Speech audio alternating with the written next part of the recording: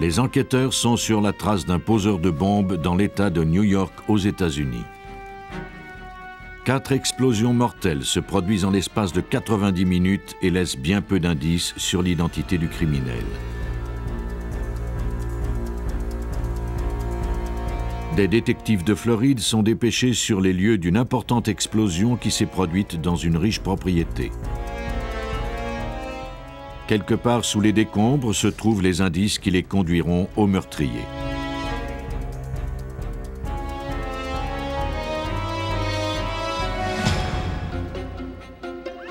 Les enquêteurs en explosion doivent recoller les fragments épars de ce casse-tête chinois. On déclenche parfois une enquête suite à l'explosion d'un colis piégé.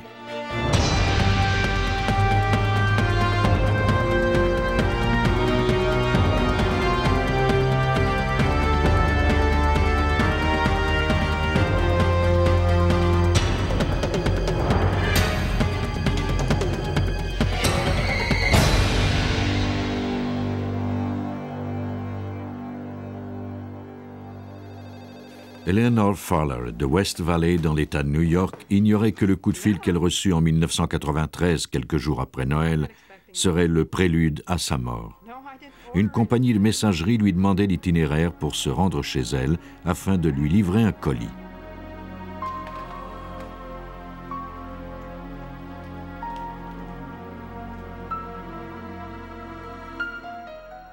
Eleanor téléphona à la police et se fit répondre que l'envoi de colis anonymes n'était pas un acte criminel. Elle accepta à contre-cœur qu'on lui livre le mystérieux paquet.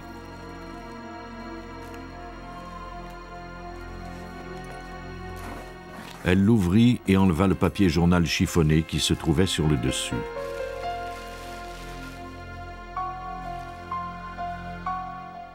À l'intérieur se trouvait un coffre à outils. Celui qui lui avait envoyé ce cadeau n'avait pas ajouté de notes. Elle ouvrit le couvercle et déclencha une explosion fatale.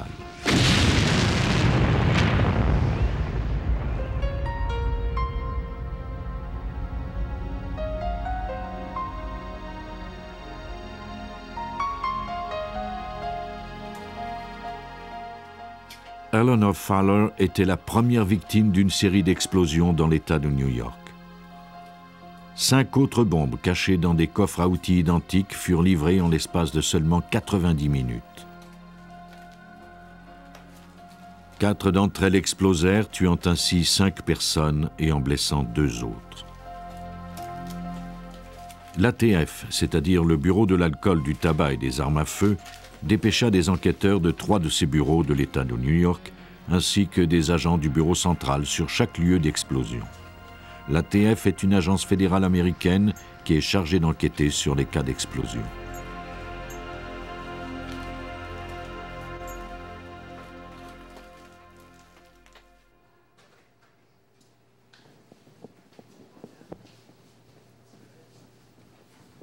Scott Semmis, du bureau de l'ATF de Rochester, fut l'un des premiers agents à répondre à l'appel. Cette enquête a commencé le 28 décembre 1993, lorsque j'ai reçu un appel de mon superviseur qui m'a demandé de me rendre à Buffalo, où il y avait eu plusieurs explosions, peut-être même des morts. J'étais à Rochester, à environ 1h30 de là. Il m'a rappelé quelques minutes plus tard et m'a demandé de rester à Rochester, parce qu'il venait de se produire une autre explosion à Rochester et qu'il y avait peut-être d'autres victimes.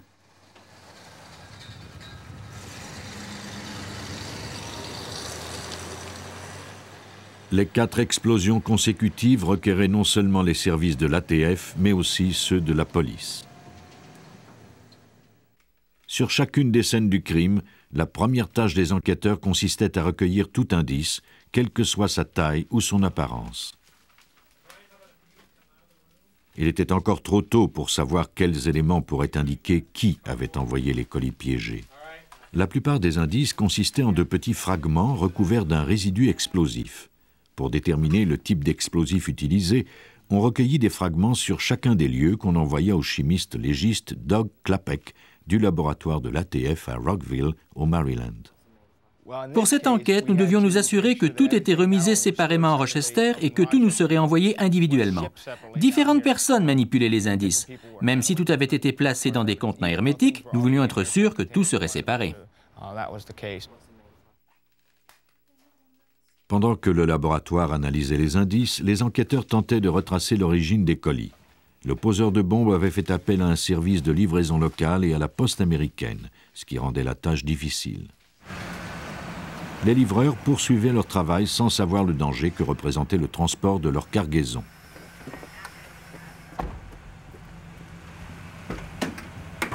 Les colis pesaient environ 7 kilos chacun et semblaient inoffensifs. Comment un livreur pouvait-il deviner qu'ils étaient fatals? Heureusement, les bombes n'explosèrent pas toutes. Un des livreurs tenta de laisser un des colis au gardien de prison Scott Camp, au pénitencier d'État de New York, mais ce dernier ne travaillait pas ce jour-là et personne ne put l'accepter.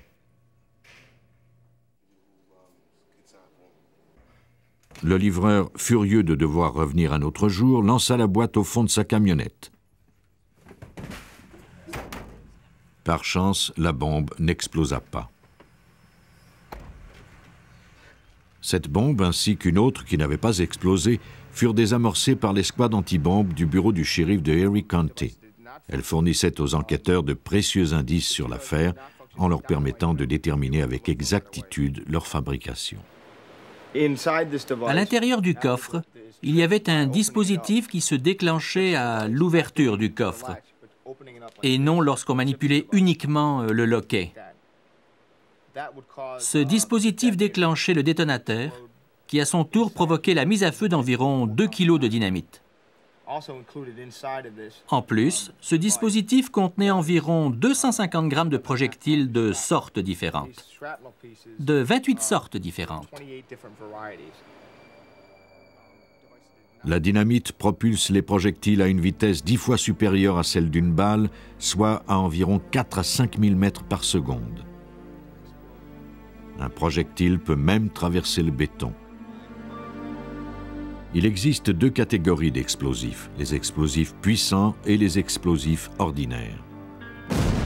Les explosifs puissants comme la dynamite et le C4 sont des explosifs commerciaux. Ils sont utilisés pour la démolition, l'excavation et certains usages militaires.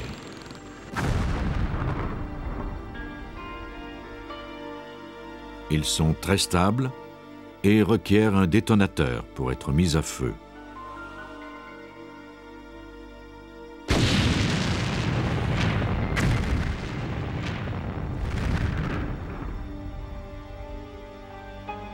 Les explosifs ordinaires sont composés de poudre comme celle que l'on retrouve dans les pétards ou dans les cartouches d'armes à feu.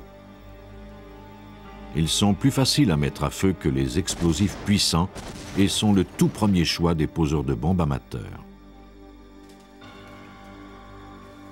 L'analyse des explosions de New York révéla que le criminel avait utilisé un explosif puissant.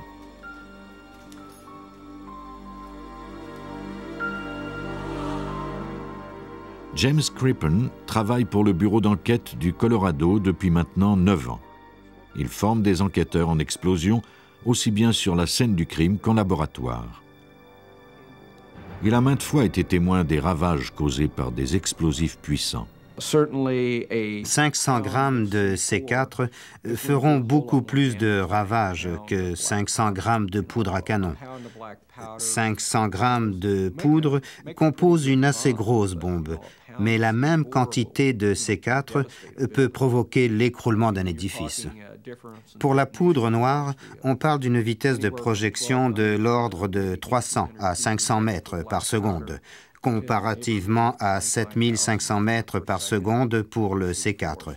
C'est beaucoup plus puissant. C'est une détonation très violente. Certaines personnes survécurent à l'explosion même s'il s'agissait d'explosifs puissants.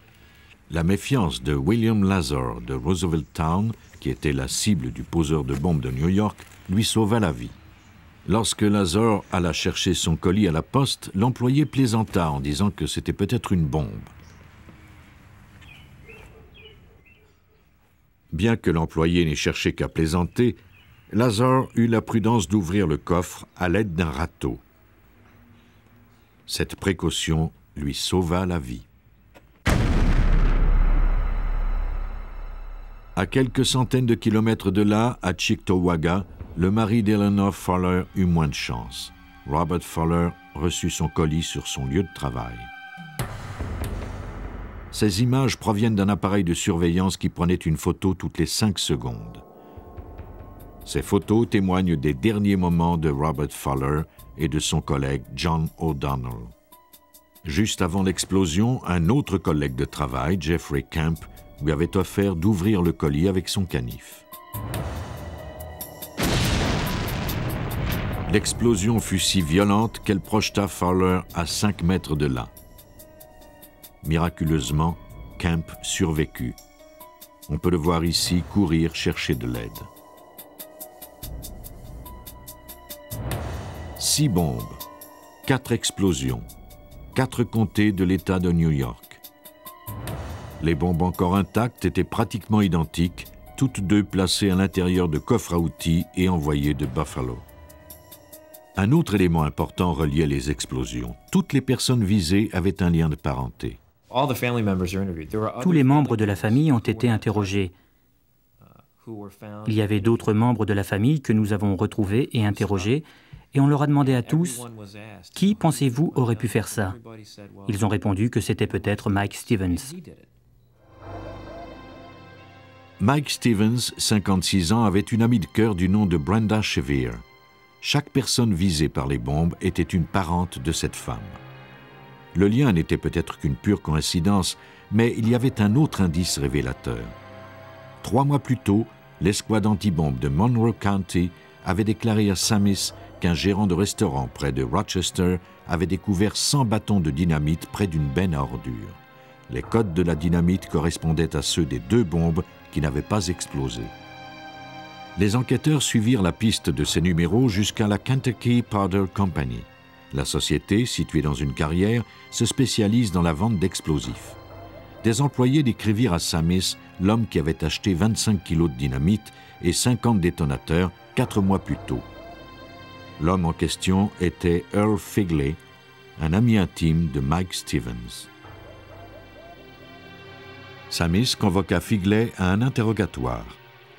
Lorsqu'on lui montra les preuves accumulées contre lui, ce dernier confessa qu'il avait fabriqué les bombes avec Stevens et les avait envoyées à la famille de Brenda.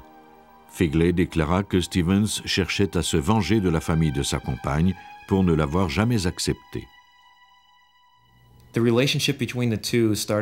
relation entre Brenda et Mike devenait tendue, et ce dernier avait commencé à enregistrer les conversations téléphoniques de Brenda. Dans toute bonne relation amoureuse, la famille soutient l'un des siens lorsqu'il est confronté à des problèmes. C'est ce qui est arrivé dans ce cas. Les choses n'allaient pas bien et la famille de Brenda lui a dit « Si ça ne fonctionne pas, pourquoi ne pas mettre fin à cette relation ?» La police disposait de suffisamment d'éléments de preuve pour faire arrêter Earl Figley et Mike Stevens, mais devait cependant étoffer sa cause si elle voulait les faire inculper. Il lui fallait trouver des preuves irréfutables.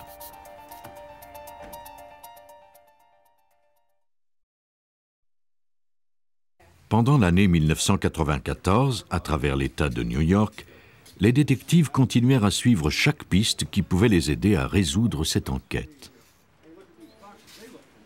Après l'arrestation de Mike Stevens et de Earl Figley, une escouade spéciale de l'ATF fouilla leur chambre d'hôtel.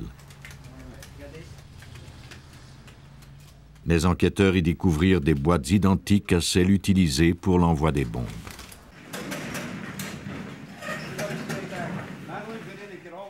Une piste conduisit les agents de l'ATF et l'escouade anti-bombe de la police de Rochester à un casier d'entreposage que Stevens avait loué plusieurs mois auparavant. À l'intérieur de ce casier se trouvait de la dynamite et des détonateurs. La découverte des explosifs fournissait à l'ATF et aux autres agences les preuves nécessaires pour faire inculper Stevens. Mais il n'y avait pas que des explosifs. On avait également découvert les déguisements que Figley portait lors de l'achat de l'équipement et de l'envoi des bombes. Une perruque, une fausse barbe et du maquillage. La cache contenait également les livres que Stevens et Figley avaient utilisés pour apprendre à fabriquer leurs bombes. Selon James Crippen, le simple fait que ces livres existent reflète bien le risque de vivre dans une société qui prône la liberté d'expression. L'information sur la fabrication de ces dispositifs a toujours été disponible. Nous devons vivre avec ça aux États-Unis parce que nous tenons à notre liberté d'expression, même si cela peut engendrer certains problèmes par la suite. Et je suis le premier à être d'accord là-dessus. Je ne voudrais pas restreindre l'information. On ne peut que souhaiter que les gens soient responsables. En plus des explosifs et des livres, les enquêteurs découvrirent chez Stevens des outils qui furent envoyés au laboratoire pour analyse.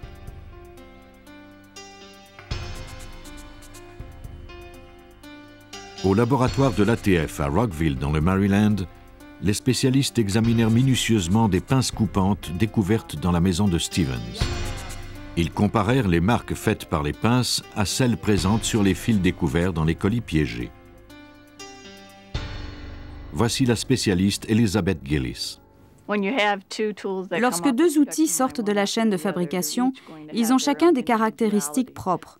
Quand on effectue des tests et qu'on utilise ces outils, on peut ensuite les examiner sous un microscope et savoir lequel a servi. Gillis commence par couper un bout de fil à l'aide des pinces qu'elle veut analyser. Les analystes doivent effectuer des dizaines de coupes avec l'outil afin d'étudier l'angle, la zone de contact et les autres particularités. C'est ce qui leur permet de prouver le lien entre le fil et l'outil qui l'a coupé.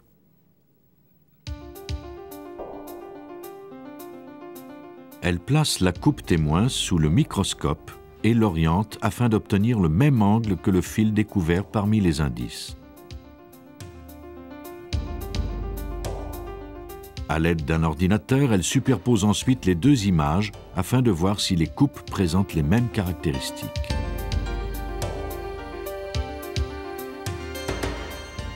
Dans le cas de Mike Stevens, les analystes parvinrent à prouver les similitudes. Les fils utilisés dans chacune des bombes avaient été coupés avec les pinces découvertes dans le sous-sol de la maison de Stevens.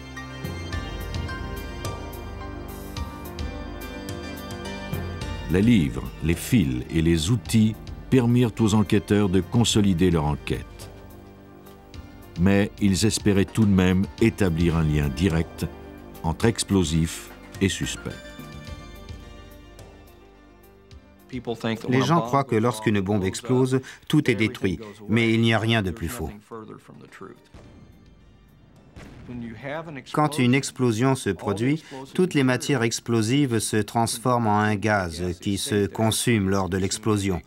Mais ce gaz qui est réchauffé entre en contact avec des objets et en refroidissant, il recouvre le métal, les vêtements, le bois, tout. Donc, non seulement nous disposons de particules qui n'ont pas explosé, mais nous disposons également de ce film gazeux qui s'est déposé et que nous pouvons recueillir pour le faire analyser. Au laboratoire de l'ATF de Rockville, au Maryland, Doug Klapek analysa les résidus des explosions pour déterminer quel explosif avait été utilisé. Une fois identifié, il vérifia si ces données correspondaient avec les éléments de l'enquête de Mike Stevens. Les résidus des explosifs s'évaporent rapidement. C'est pourquoi on préleva des échantillons de débris pour les mettre dans des récipients étanches. Klapek devait recueillir le gaz avant qu'il ne se dissipe. Il prépara une pipette remplie de charbon qu'il inséra ensuite dans un récipient étanche.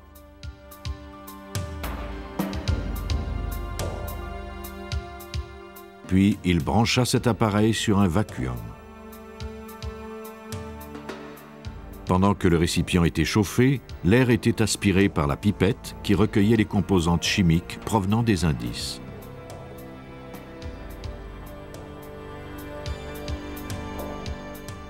Ces matières chimiques furent ensuite analysées afin de déterminer la nature de l'explosif en question. L'analyse confirma que l'explosif utilisé était bien de la dynamite.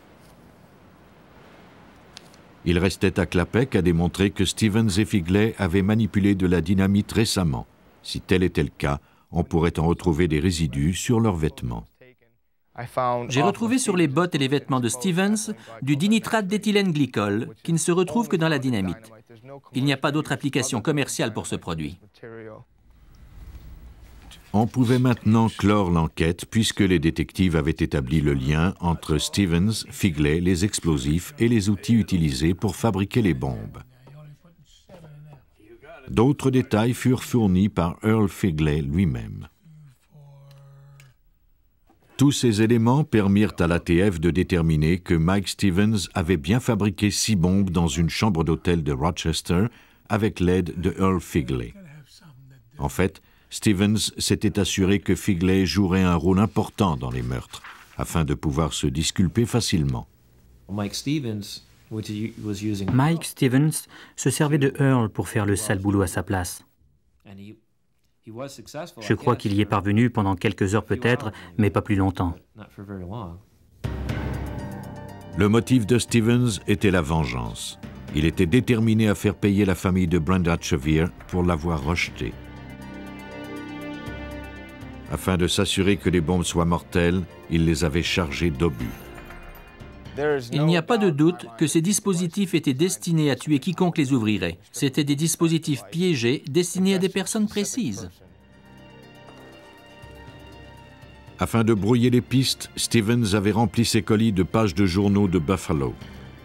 Ainsi, on croirait qu'ils avaient été envoyés de là-bas et non de Rochester où il habitait. Au tribunal, Figley impliqua Stevens, puis plaida coupable. Il reçut une peine de 20 ans de prison. Quant à Stevens, il fut accusé de la mort de 5 personnes et fut condamné à 4 peines à perpétuité. Lorsqu'une bombe explose, il s'agit généralement d'une catastrophe. Sauf pour cette petite ville de Géorgie, où des explosions se produisent quotidiennement.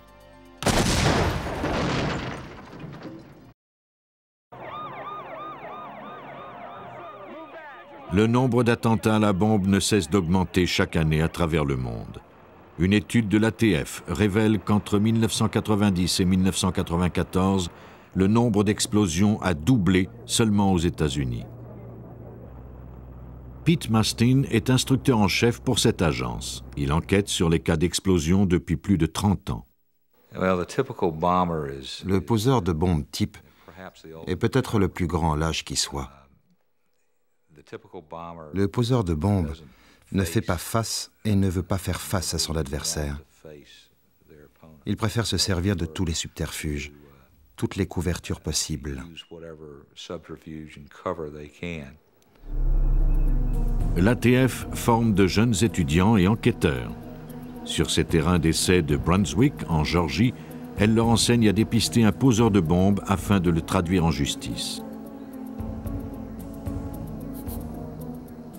Ici, l'agence forme des analystes d'indices, des enquêteurs en sinistre, des artistes spécialisés dans les schémas et des analystes d'explosifs. À l'académie, le savoir s'acquiert grâce à la répétition. Aujourd'hui, les instructeurs de l'ATF vont tester les connaissances de leurs étudiants en faisant exploser 3 bombes et en simulant des scènes du crime basées sur des faits réels. Les hommes qui fabriquent ces bombes sont des experts en la matière. Ils doivent être minutieux car leur tâche est délicate.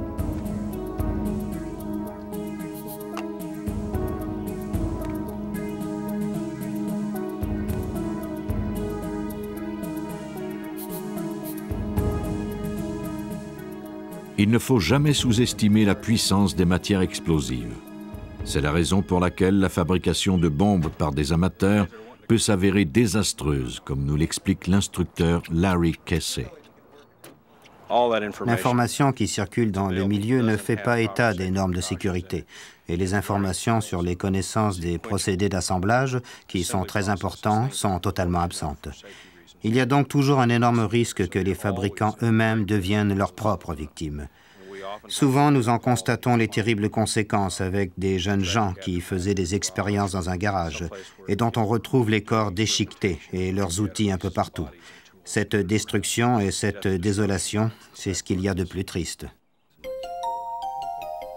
Les instructeurs préparent la prochaine bombe en mélangeant plusieurs explosifs en un puissant cocktail.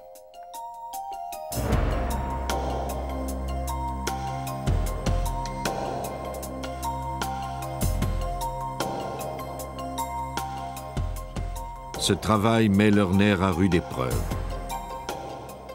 La poudre est entassée dans le tuyau et le détonateur est collé délicatement sur la bombe.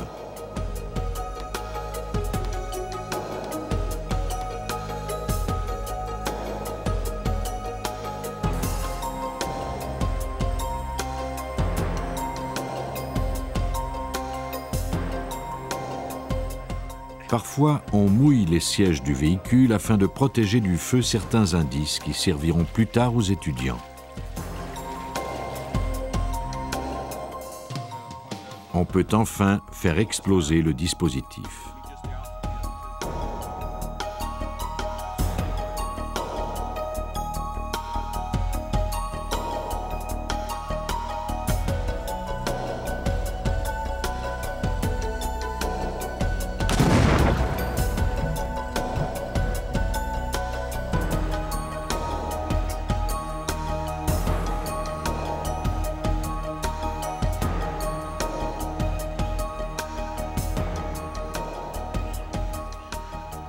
Après l'explosion, les étudiants forment des équipes. Les chefs d'équipe assignent une tâche particulière à chacun.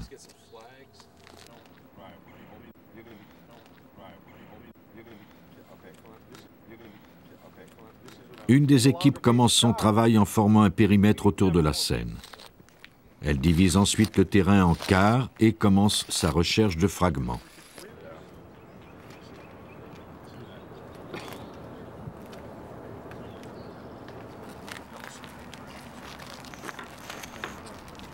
Jim? Just let him. Colin. Here's your, this looks like the piece of the end cap, right? Les étudiants avancent en équipe sur le tarmac afin de ne rater aucun indice. Chaque pièce est ensuite identifiée par un cercle de craie ou un petit cône orange et on lui assigne un numéro. Sur le site d'une explosion comme celle-ci, les indices se comptent par milliers.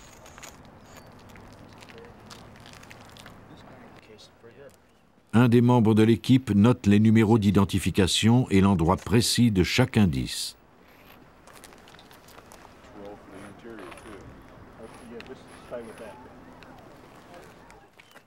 On mesure ensuite la distance entre les fragments pour dresser un plan.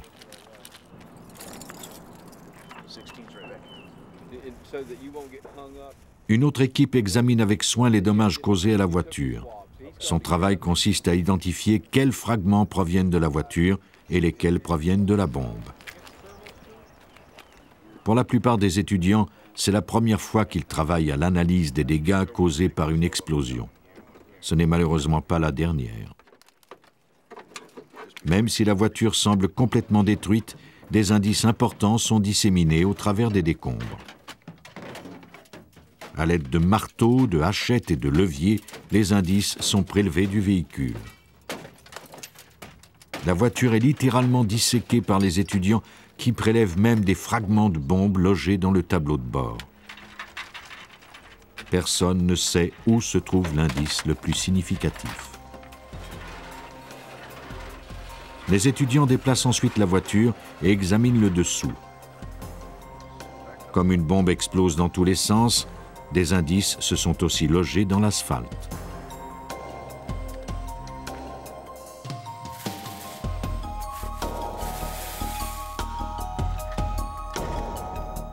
Les enquêteurs ramassent finalement ce qui reste de la scène.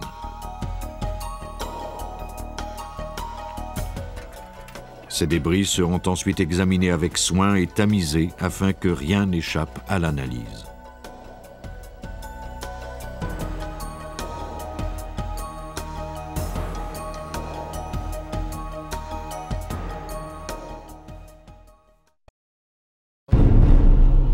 Une fois la scène nettoyée, elle est photographiée et filmée. Les fragments sont recueillis et envoyés au laboratoire. Ces techniques d'enquête ont l'air excessives, mais elles doivent être suivies à la lettre si les étudiants veulent un jour arrêter ce type de criminel. En classe, on leur enseigne l'anatomie d'une bombe.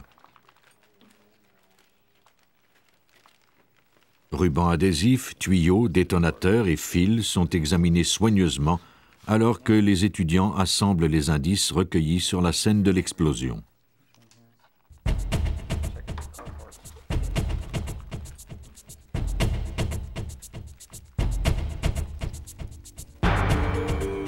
La résolution de ce genre de crime dépend essentiellement des qualifications des enquêteurs, comme ceux que forme l'ATF. Normalement, lorsqu'une explosion se produit, le poseur de bombe se trouve à des kilomètres. Mais dans ce cas-ci, en Floride, il était dangereusement près des lieux du crime.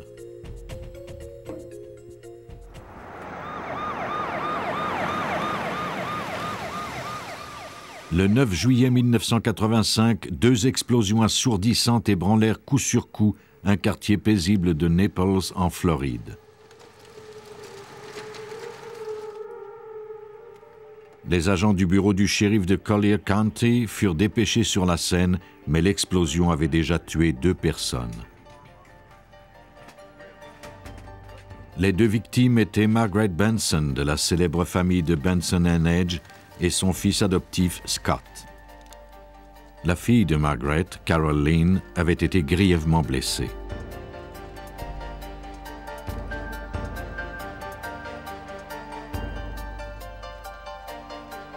Les agents du bureau du shérif comprirent immédiatement qu'il ne s'agissait pas d'un accident. Ils demandèrent l'assistance de l'ATF. L'agent spécial Ralph Ostrowski faisait partie de cette enquête. Tout au long de mes 22 ans de travail avec l'ATF, en particulier de mes années à Cleveland, où j'ai travaillé très souvent sur des cas de crimes organisés et de voitures piégées, je n'avais jamais vu une explosion de cette importance.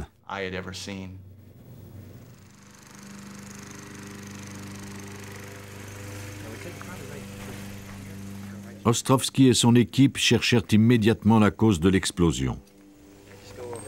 Les débris de la Chevy Suburban étaient dispersés sur plusieurs mètres. Souvent, et en particulier lors d'une explosion de cette amplitude, on retrouve des débris des centaines de mètres plus loin que ce qu'on aurait pu imaginer. Les agents de l'ATF travaillaient de concert avec la police afin d'établir une procédure pour recueillir les indices. Les agents avaient maintes et maintes fois fait ce travail et savaient que ce cas serait long à résoudre.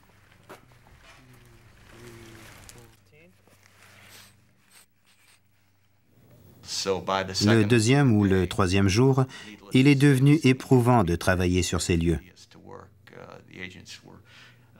Les agents devaient porter un masque à cause des émanations. Ils ont fait un excellent travail pour recueillir tous les indices qu'ils pouvaient. Chaque fragment fut identifié. On se servit d'une craie pour indiquer l'emplacement des débris de l'explosion.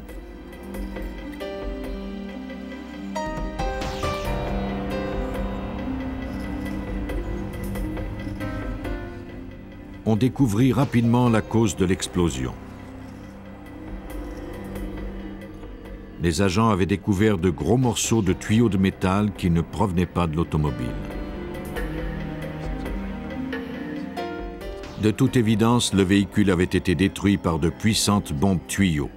Les agents devaient découvrir comment elles avaient été fabriquées et qui les avait installées. Le véhicule était complètement détruit. C'était un gros véhicule, une Chevy Suburban 1978. Le toit avait été arraché à cause des 2 bombes tuyaux de 12 kilos posées sous ce véhicule. La force de l'explosion avait causé beaucoup de dommages.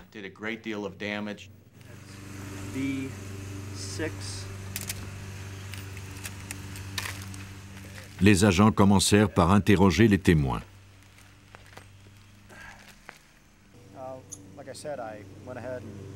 La première personne à qui ils s'adressèrent fut Stephen Benson, le seul membre de la famille qui n'avait pas été blessé. Sa mère et son frère avaient été tués et sa sœur reposait dans un état critique à l'hôpital, et pourtant, selon les policiers, Stephen était parfaitement calme, voire même enjoué. Son comportement éveilla les soupçons du shérif de comté, Tom Storer.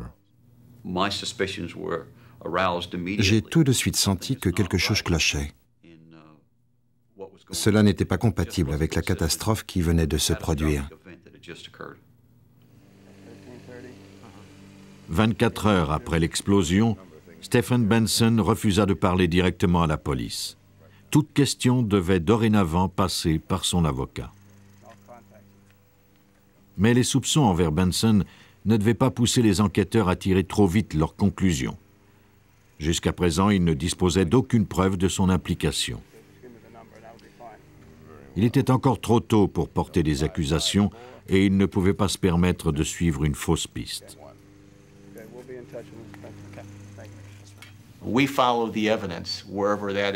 Nous suivons les pistes là où elles nous conduisent. Nous nous concentrons sur un sujet et y mettons toutes nos ressources. Et si nous faisons une erreur, cela signifie que nous avons perdu un temps précieux au début de l'enquête, moment qui est sans doute le plus important.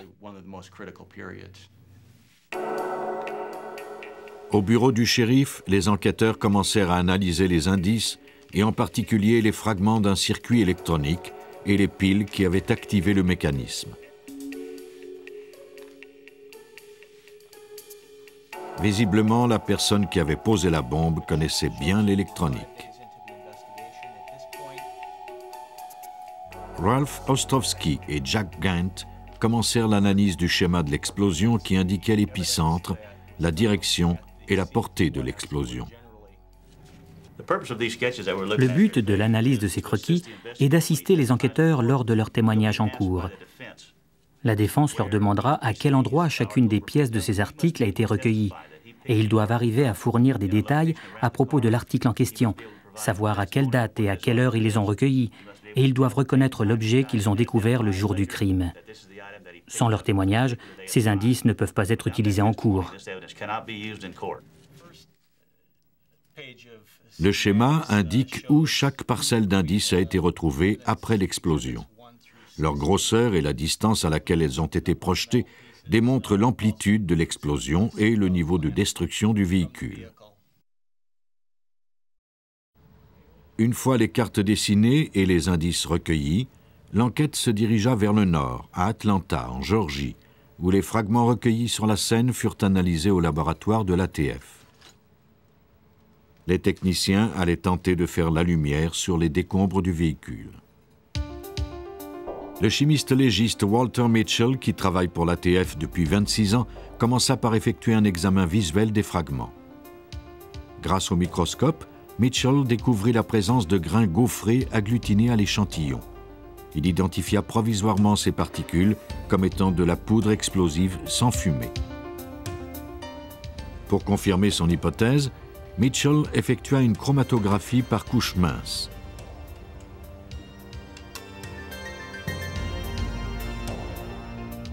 Il commença par recouvrir une feuille de verre d'une couche absorbante où il plaça un échantillon de poudre sans fumée ainsi qu'un échantillon de la substance inconnue.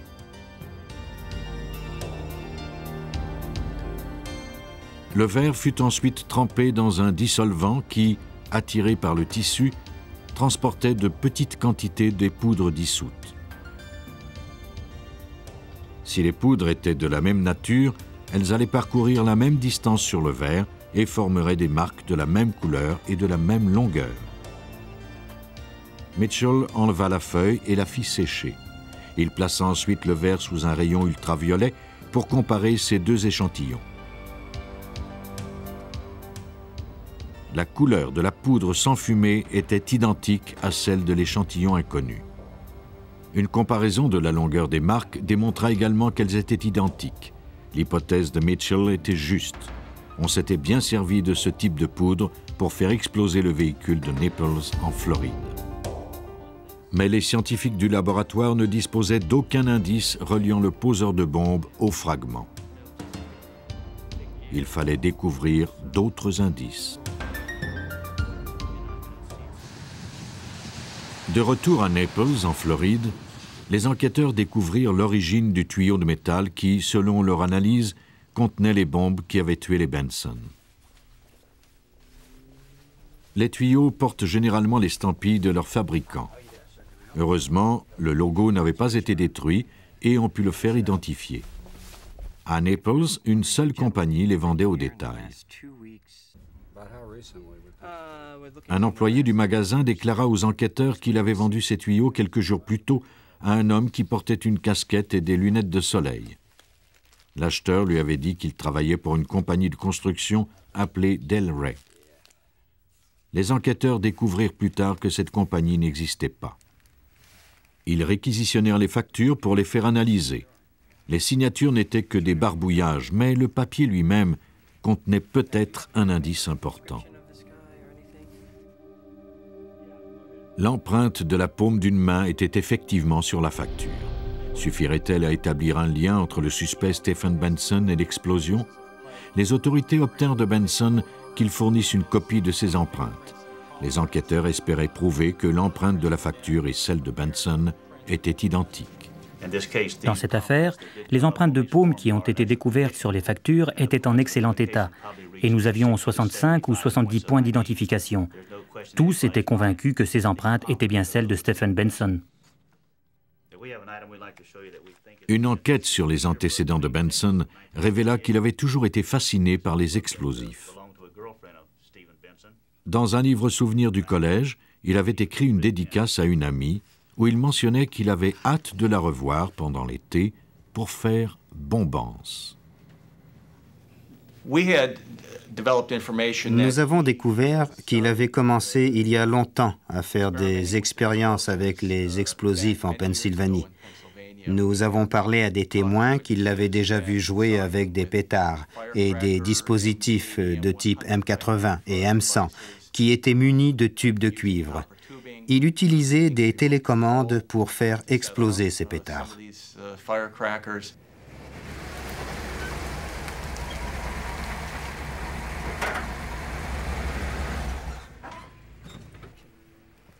Afin de comprendre les motivations de Benson à commettre un tel crime, les autorités firent appel au service d'un comptable qui découvrit que Benson avait accès à la fortune de la famille, mais qu'il était un bien piètre homme d'affaires.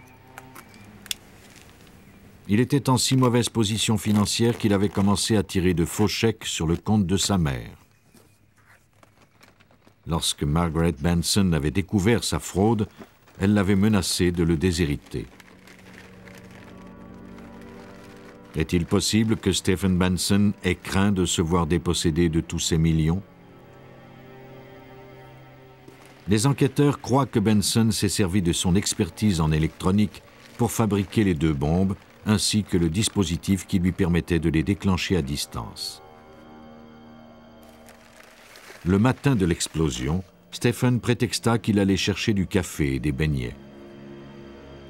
La police croit qu'il profita de ce moment pour poser les bombes dans la voiture.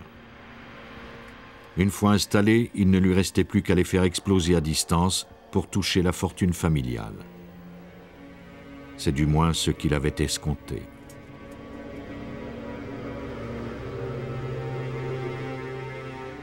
Après avoir mis les bombes en place, il était revenu à la maison environ 45 minutes plus tard.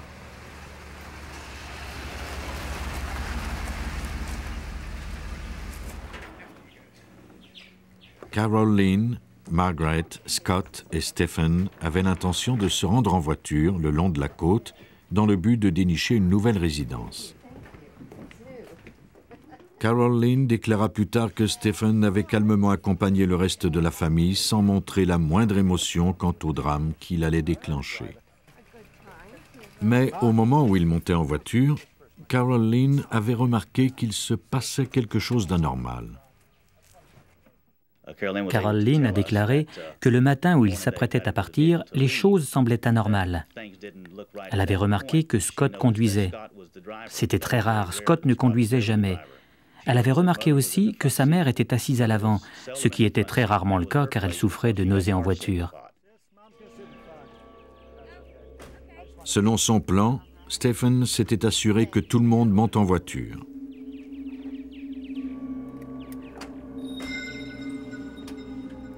Puis, juste avant de partir, il avait déclaré qu'il avait oublié quelque chose.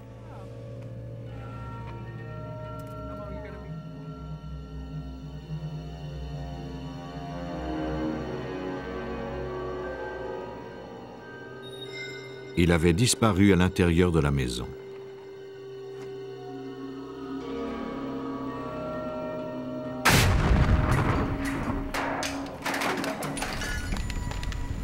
L'enquête fournit suffisamment d'indices pour faire arrêter Stephen Benson et le faire inculper. Il fut condamné à la prison à perpétuité. Les bombes sont fabriquées avec des matériaux d'usage courant. Elles sont faciles à cacher, mais dévastatrices, et peuvent exploser n'importe où et à n'importe quel moment. C'est cette triste réalité qui pousse les enquêteurs à découvrir la vérité. L'enquêteur a néanmoins un avantage. Le poseur de bombes laisse toujours son arme sur les lieux du crime, ainsi que sa signature.